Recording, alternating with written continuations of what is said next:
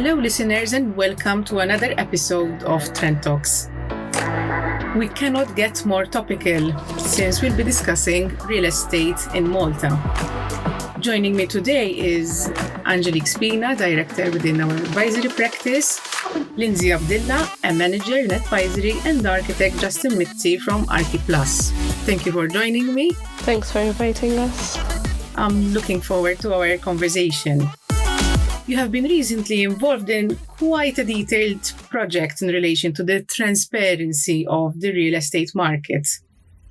Can you briefly explain what it involved? And I would like to understand better what went around the word transparency.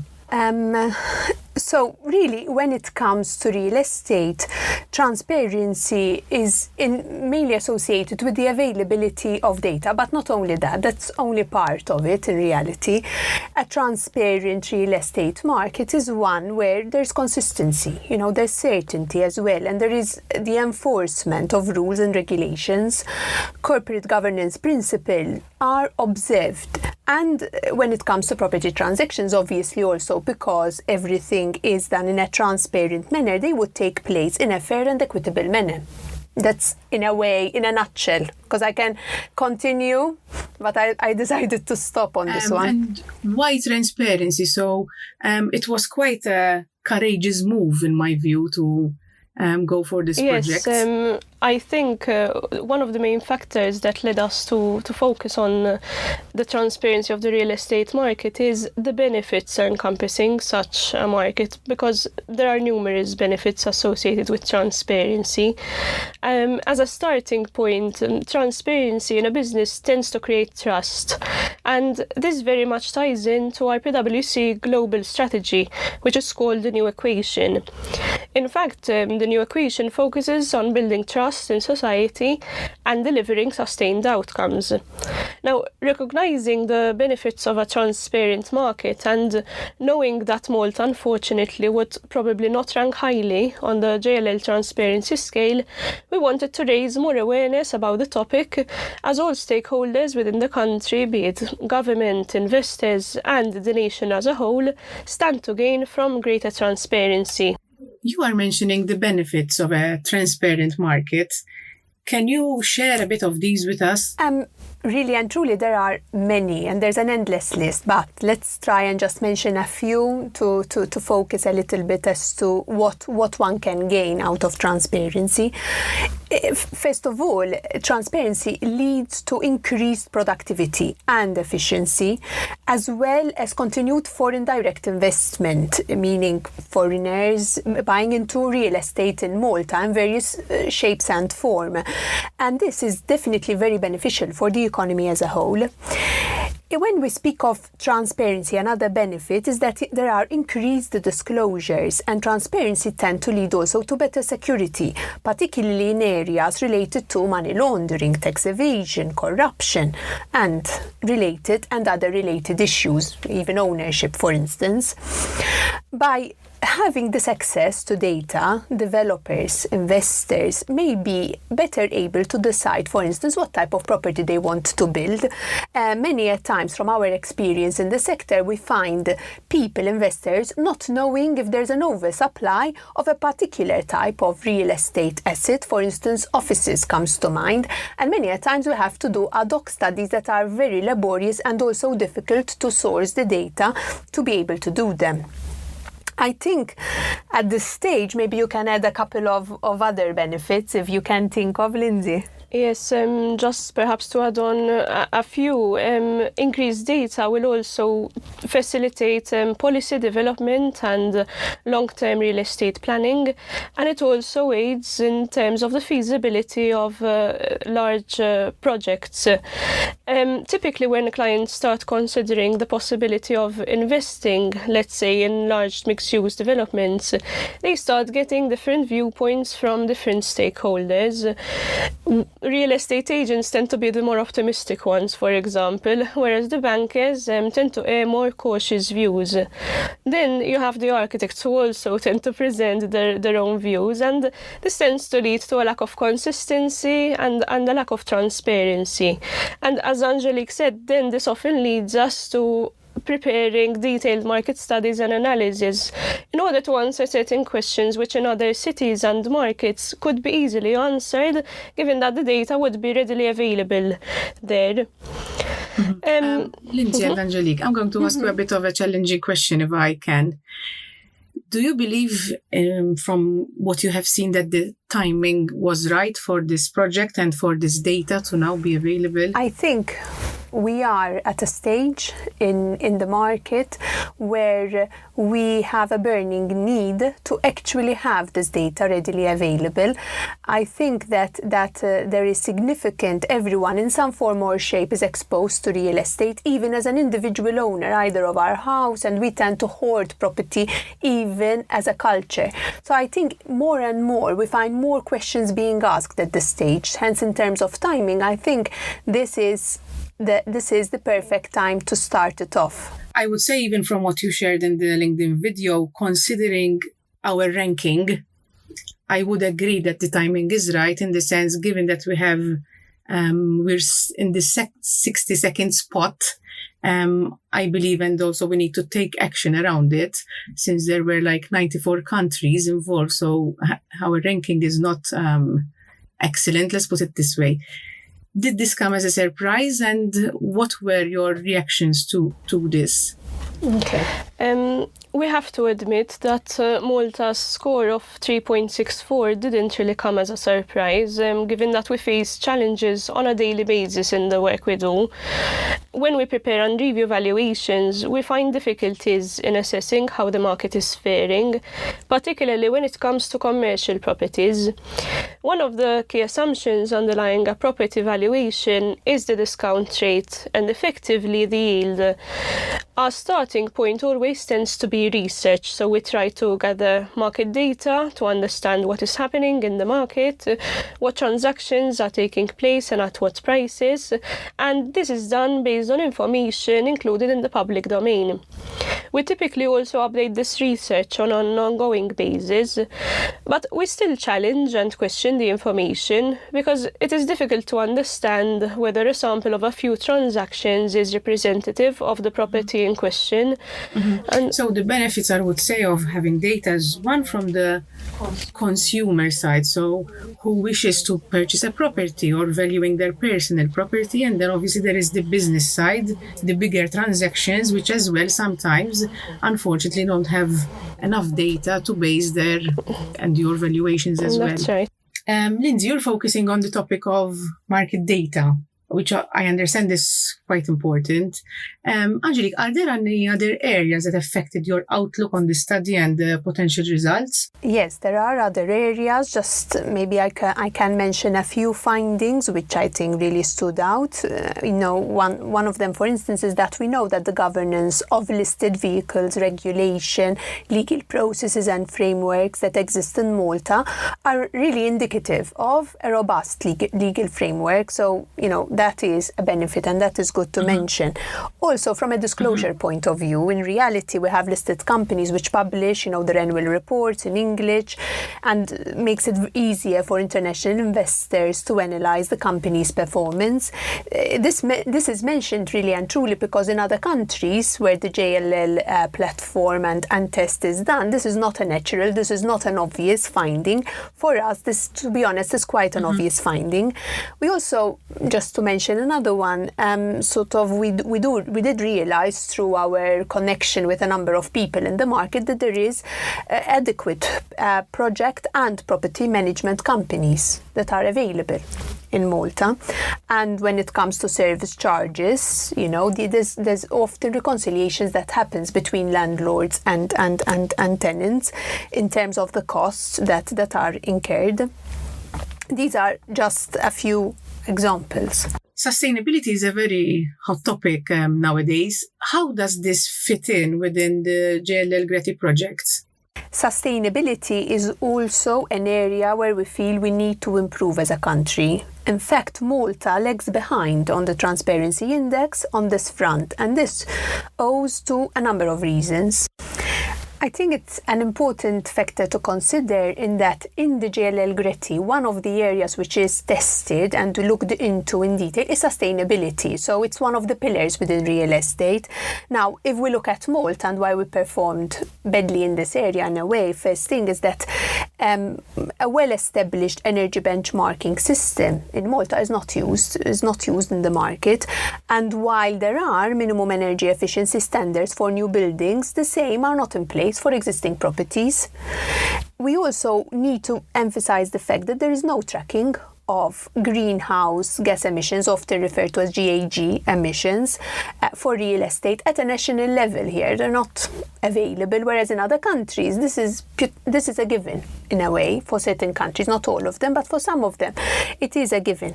The list is endless here. I can mention maybe one other point on sustainability, that in terms of green building certification systems, such as the BREEAM and LEED, are only used voluntarily.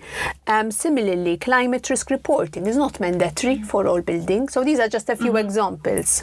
It's true, but it's very helpful even to me to understand also, considering real estate, how important it is in our country, and then knowing how we are lacking behind on assessing and having data and doing certain, reports.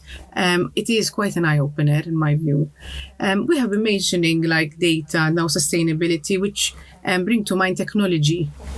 How does technology affect the real estate industry? Technology can also even be useful within the real estate sector. In fact, there are a number of technologies that could lead to improvements in the way properties and facilities are managed, for example, or the manner in which real estate data is collated, cleaned, and analyzed.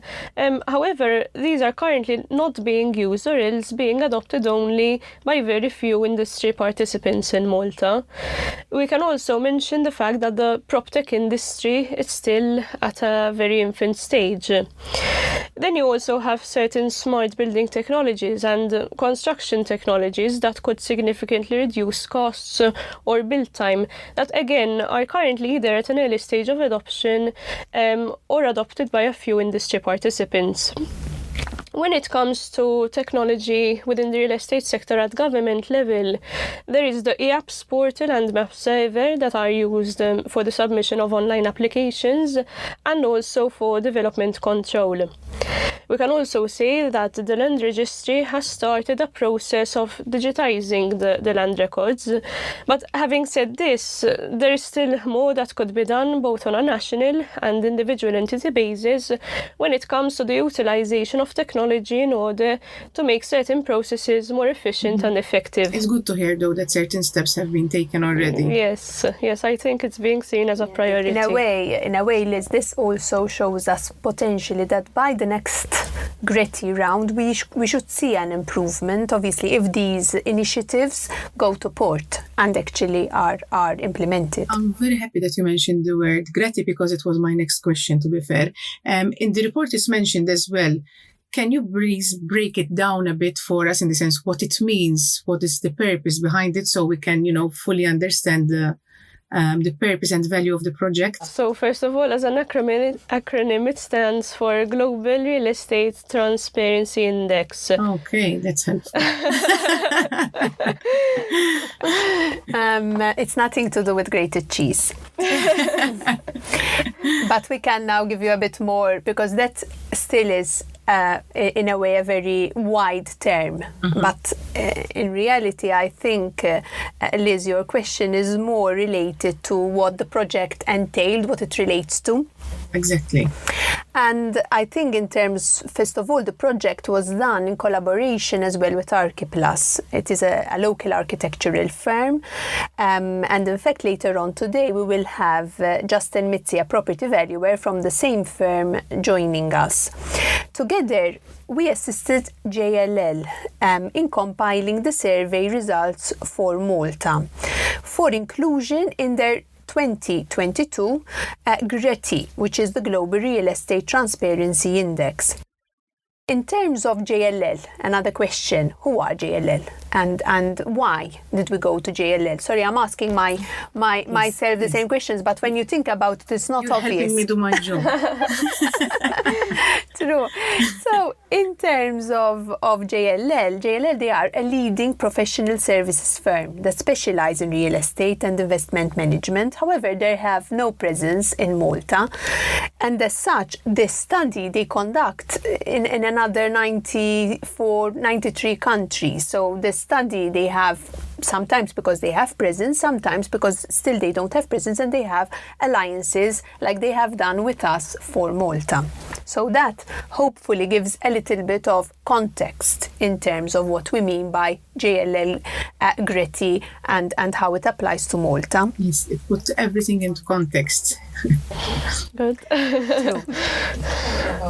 Okay, so now I feel I have understood Gretty. But is it only about data on transaction prices? No, in reality, the breadth of the questions covered by the survey is quite vast. When we saw that JLL's questions were so widespread, in fact ranging from accounting disclosures to sustainability and technology, as we already discussed, to the availability of data and much more, we knew, unfortunately, that we wouldn't have scored well on certain aspects. To a certain extent, we knew we would have scored well in terms of disclosures and regulatory and legal aspects, for example, because it is clear that there is a system in place and there is a way of how things are done. But when you look at transparency in a wider context, it is not just the disclosures that make an entity transparent, but also its adoption of sustainability practices, the market data available on a national level, and much more. In fact, in Malta, data in relation to contracted rents and property prices, vacancy rates and gross capitalization rates, just to mention a few, is in most cases either not collated or else not publicly available.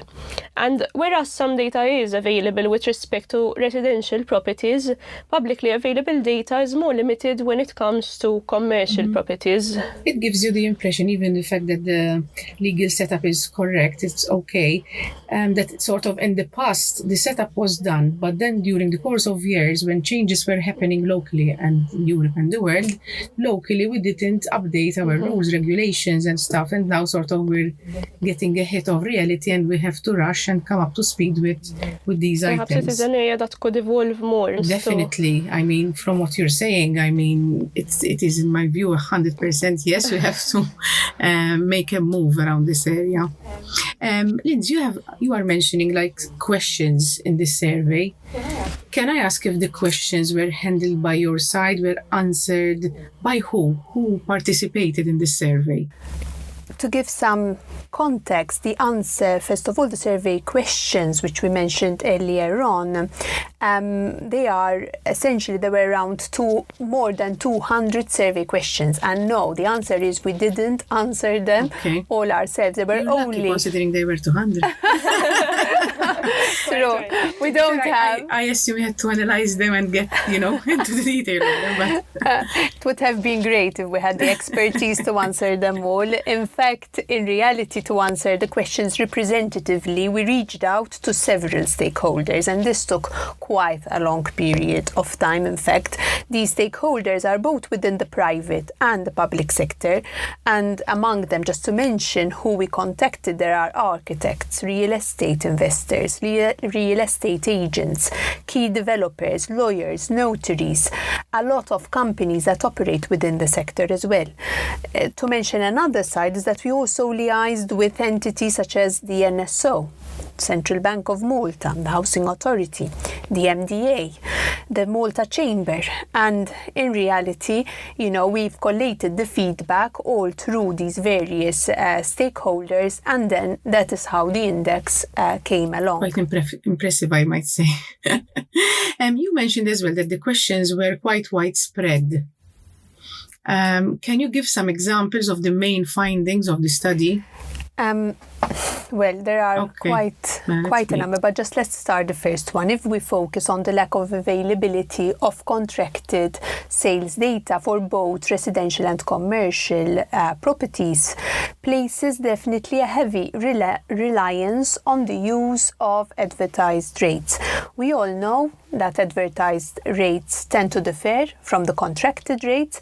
It's partly due to negotiations and commissions, but there's more than that as well. And the point I'd like to mention is that when you look at advertised, you don't really know the location of the property, whereas if we had contracted data, we also know the location, and that variance in price can be more identifiable. So it's not exactly. So it's not just the negotiations and commissions.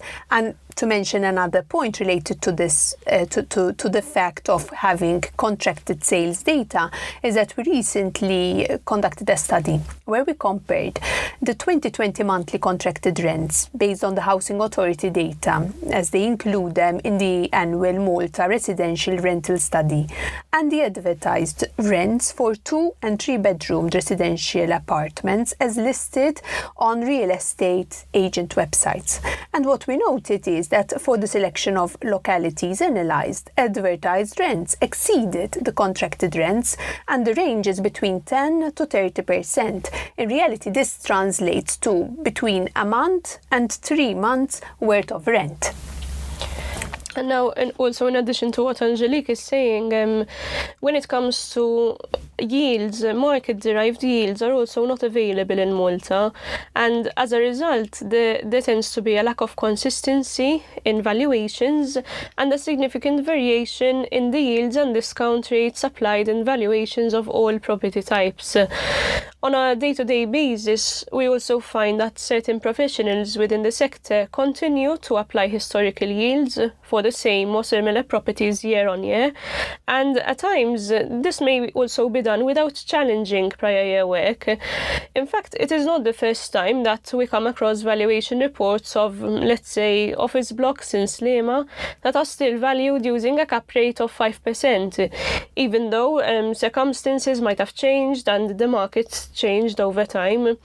And when you consider that the valuation is being used either for financial reporting purposes or as backup by the banks, particularly if the property is used as collateral, it is especially important for that valuation to be robust.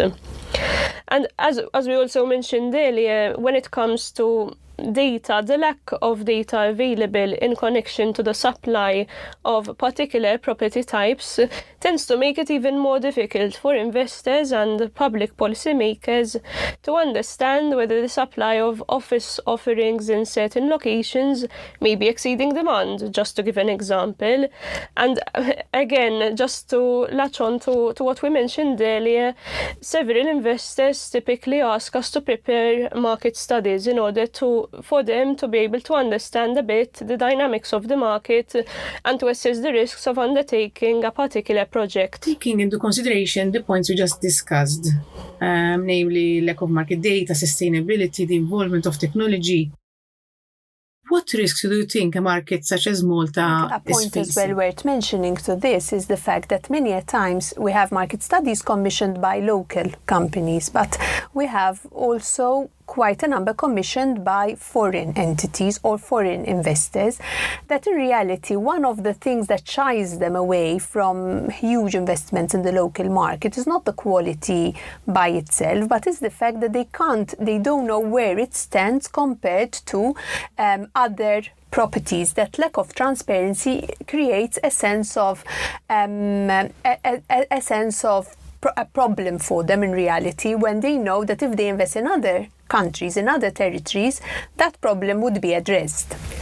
So, Justin, now I'm going to turn to you. You have the honor of being the first architect sitting on the Trend Talks seat. As I mentioned, you're an architect turned property valuer. How would having a more transparent market impact your profession? Well, it's not professionality. It's more that the skeleton is there. The foundations are there. We have a good number of valuers. In fact, most often PwC we collaborate with. Sometimes there are competition, and the same with estate agents, etc. But in terms of competence and professionalism, there's never been a study in Malta which actually quantified how consistent our valuations, what's the quality, what's the accuracy. So I can't say our valuations are professional. In fact, many people out there probably have the feeling that the standard isn't to international standard. But yes, the key issue is data. And in fact, some people say for valuations to improve, we need data. Some say it's competence. In reality, it's an element of both. If you have all the competence but no data, you can't have a quality valuation. If you have all the data without the competence, the same thing. We're speaking a bit about challenges around the real estate industry. What are the other difficulties that you encounter and you face? So obviously data is definitely number one. There are many other big challenges which we face. Another really big one, which is something which is not known, is finding valuers. The valuation profession recently only grew significantly over the last few years. COVID helped. So I'm sure all my competitors and colleagues will agree finding valuers is definitely the biggest challenge. There are many others. The two I'd like to discuss today were two which were brought up in this study. One of them is planning policies, and you might say, what do planning policies have to do with valuations? So when it came to the predictability of land use and policies in Malta didn't score too badly. Actually, we got a moderate to good result in the study. And when it comes to the planning authority, one thing you definitely have to give them credit to is they have a very, very good software and website where it's easy to basically access and understand what policies there are, track permits, etc. However, Malta does have significant issues when it comes to planning policies, and these can basically create very significant difficulties for both valuers and investors. This comes down to basically enforcement of planning use. So sometimes you might have a development site, you have to value, and the valuer always has to be a bit conservative, and he should only base the valuation on something that's realistically going to be approved. So obviously the value will increase for that developer. The seller who sells it for a lower price might get angry in the future, etc. Is that the valuer's fault? No, it's hard to predict. And it basically just creates a less equitable and transparent playing field, which puts away some of the smaller developers from entering the market. Another really big challenge we have is a really simple one that can be fixed overnight. And this is basically measurement standards. What do I mean by this? Measurements are one really important aspect of valuations. You can imagine the size of a property is one of the main things which increases or decreases value. And one problem we have is that we don't have proper measurement standards. So when I say what's the size of a property, the size can really vary depending on many things. Does it include the thicknesses of the wall, the shafts, the voids, etc. And the problem in Malta is we have many different definitions of measurements for different purposes. So we have one definition for valuations, one for planning, one for cost estimates, etc. So this creates confusion, where in many cases, a measurement which is suitable for the planning authority is then used for valuations, and that creates a bit of confusion in the market. And the same company which did this transparency index, JL, had done another study abroad, and they had said basically they looked at all the countries they have offices in, and they said if we had to get the same property and measure it in all the different definitions we find in these countries, it can create a difference in measurement of up to 24%, which is a significant difference. And this leads to a really important question. It's basically, how can the real estate profession expect to receive the same credibility as other professions, especially in advisory, if we can't get something as simple as definitions right? Very good. Angelique, you have mentioned earlier the topic of valuations. How did Malta fare when it comes to valuations? Yes, Liz. I mean, latching on to what Justin has mentioned earlier on, I think there are some key action points.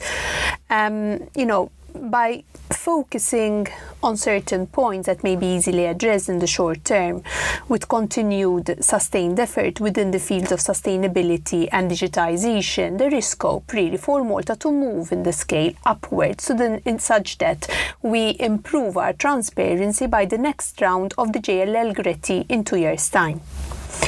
However, I think a point to mention is that in order to increase our transparency, Malta should focus on initiatives that are targeted towards digitalization and the publication of contracted market data in a way that allows it to be captured and consolidated systematically. That would lead to better insights and for increased market confidence. In a nutshell, we are living in a digitalized world.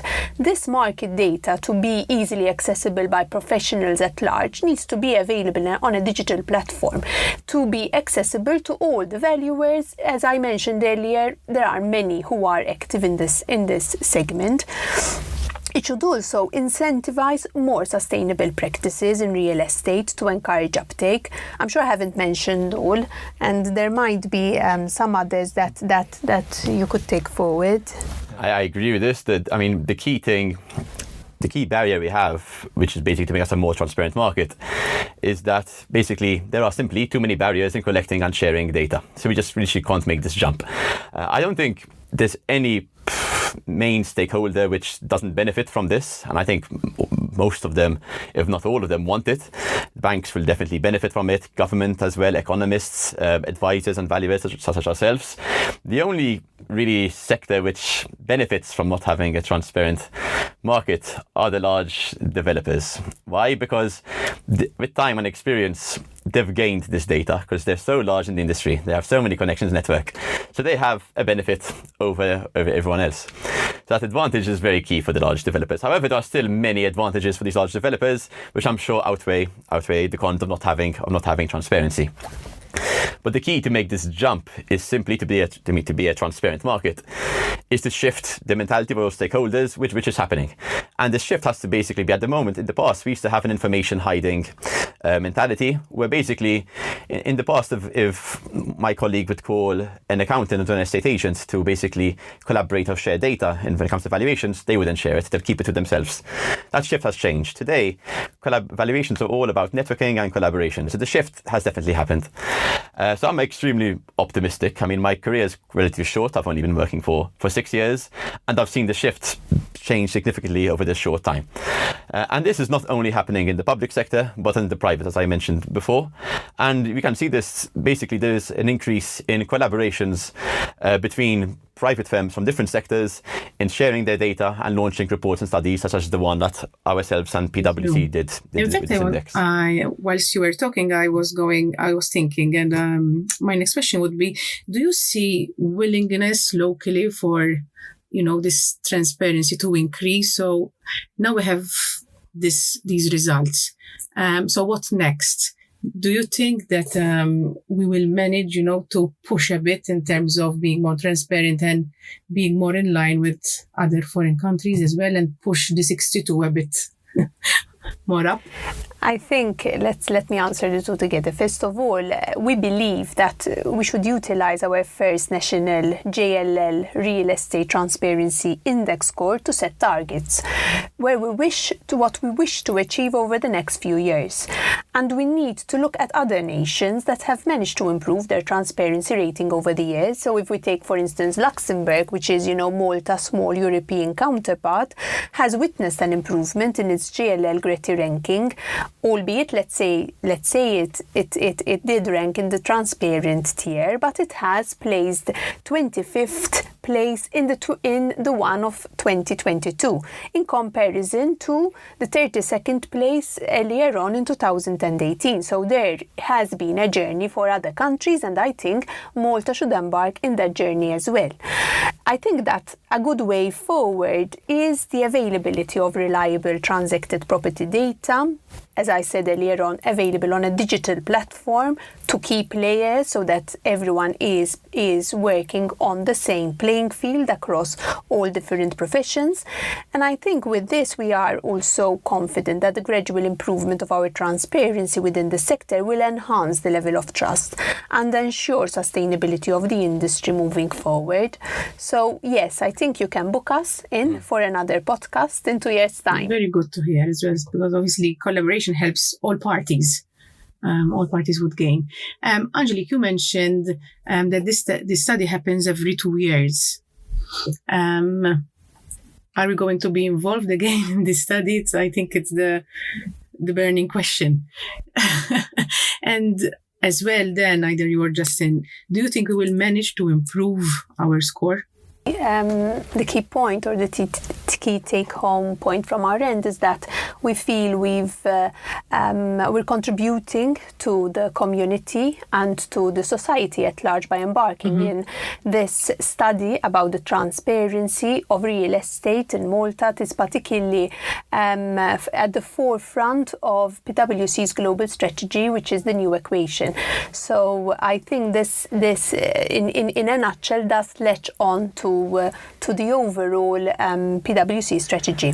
And for myself, besides hoping that you'll have other architects on this podcast within the next few years, I mentioned earlier that my career has been relatively short, 6 years. So what I'd like to see in the next 6 years of my career is that at the moment, advisors and valuers are chosen very often based on the amount of data they have.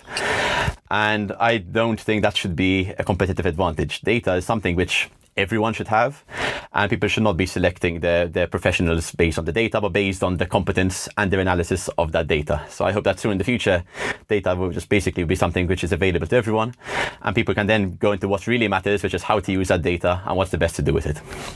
Thank you, Angelique. Thank you, Justin. Thank you, Lindsay. It's been very interesting for me. It has been the longest podcast I have done so far, but I must admit, although I have been involved in this project from a marketing perspective, I can honestly say that today I fully understood its purpose and its value, so thank you very much. And also, finally, thank you to our listeners for tuning in.